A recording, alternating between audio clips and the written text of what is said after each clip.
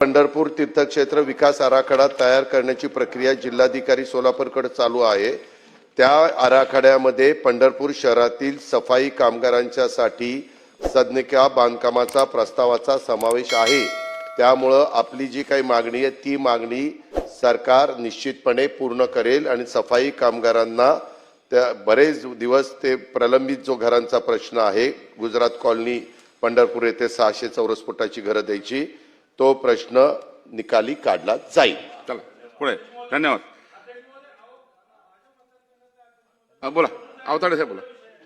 तसा प्रस्ताव माननीय कलेक्टर महोदयांनी शासनाकडे पाठवलेला आहे आणि शासनाकडे हा गेले कित्येक दिवस या ठिकाणी प्रलंबित आहे।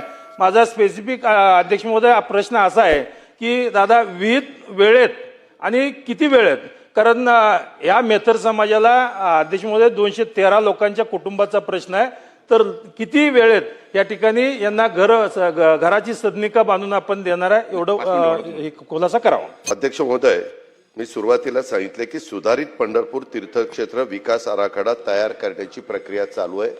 राज्याच्या विद्यमान मुख्यमंत्री महोदयांनी पण काही सूचना दिल्यात, मागे एकनाथराव शिंदे साहेब मुख्यमंत्री असताना त्यांनी काही सूचना दिल्यात आणि त्याच्यामुळे हे प्रलंबित राहिलं, हे गोष्ट आम्हाला मान्यच आहे। परंतु सुधारित आराखड्यामध्ये आता ह्या सगळ्या घरांचा आपण समावेश करतो 213 रहिवाशांचा, आणि अध्यक्ष महोदय नुसता तो 213 रहिवाशांचा समावेश करत नाही, तिथं आपण 13 इमारती बांधतोय, ते 213 रहिवाशांच्या करता 13 युनिट बांधतोय आणि ते करत असताना 12 इमारती 4 मजली आहेत, 1 इमारती 5 मजली आहेत आणि शिवाय 7 इमारतीमध्ये 24 गाळे दुकानाचे ते पण आपण काढतोय।